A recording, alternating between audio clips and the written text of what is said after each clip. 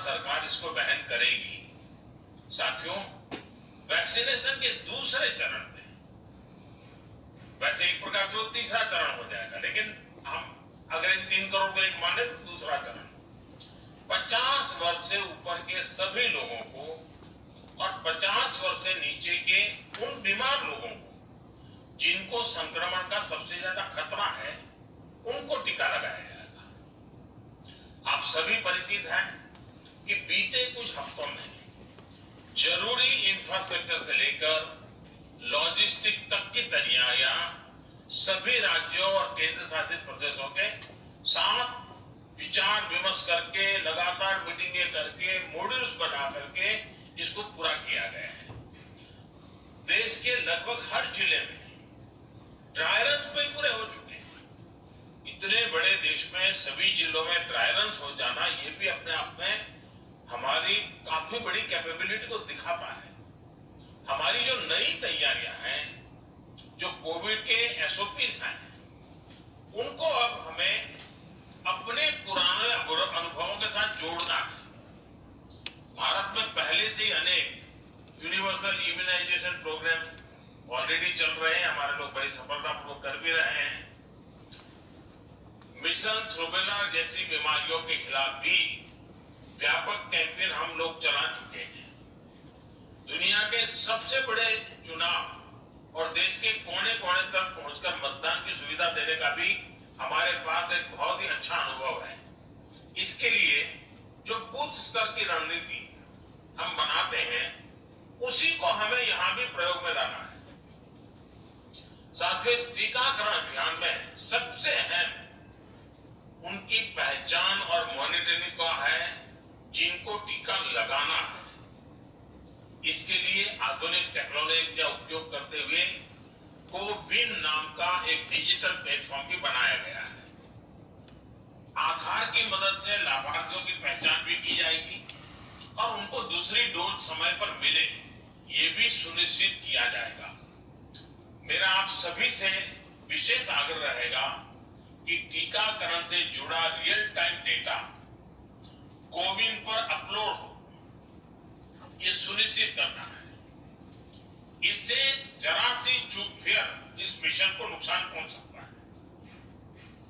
कोविन पहले टीके के बाद एक डिजिटल वैक्सीनेशन सर्टिफिकेट जनरेट करेगा। लाभार्थी को यह सर्टिफिकेट टीका लगाने के बाद डिजिटली तुरंत देना जरूरी है, ताकि उसे सर्टिफिकेट लेने के लिए फिर न आना पड़े। किसको टीका लग चुका है, ये तो इस सर्टिफिकेट से पता चलेगा ही, साथ ही दूसरी डोज जिसको कब लगेगी, इसके रिमाइंडर के रूप में भी ये काम करेगा। दूसरी डोज के बाद फाइनल सर्टिफिकेट दिया जाएगा।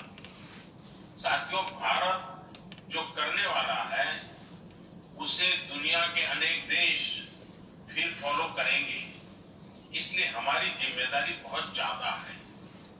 एक और अहम तथ्य है जिसका हमें ध्यान रखना है, दुनिया के 50 देशों में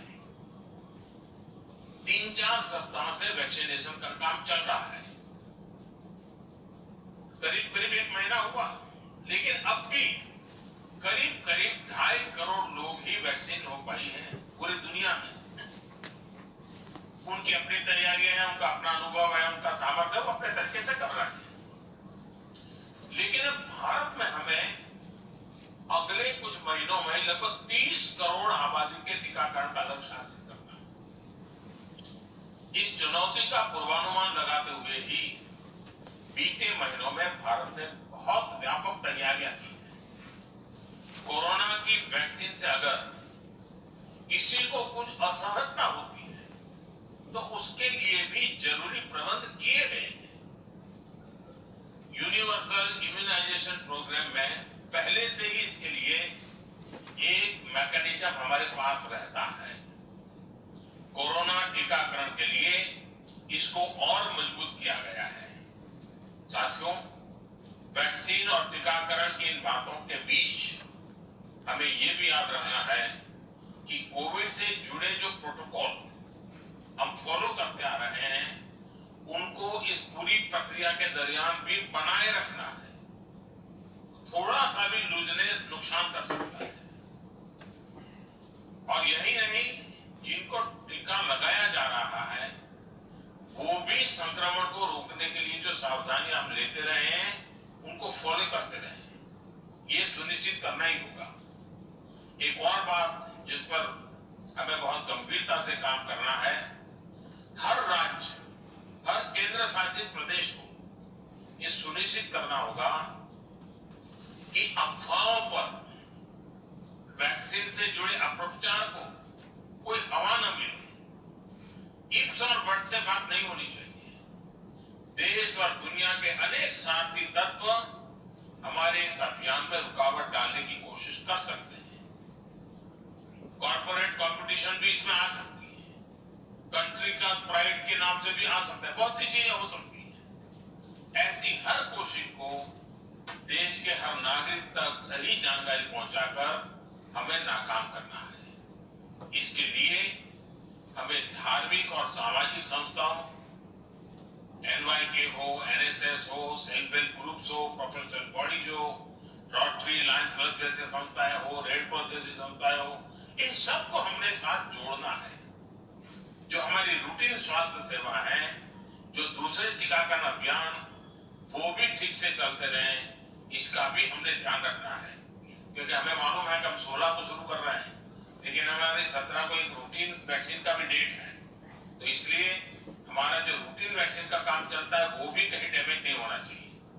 आखिरी में एक और गंभीर विषय के बारे में आपसे जरूर बात करना चाहता हूं। देश के 9 राज्यों में बर्ड फ्लू की पुष्टि हुई है।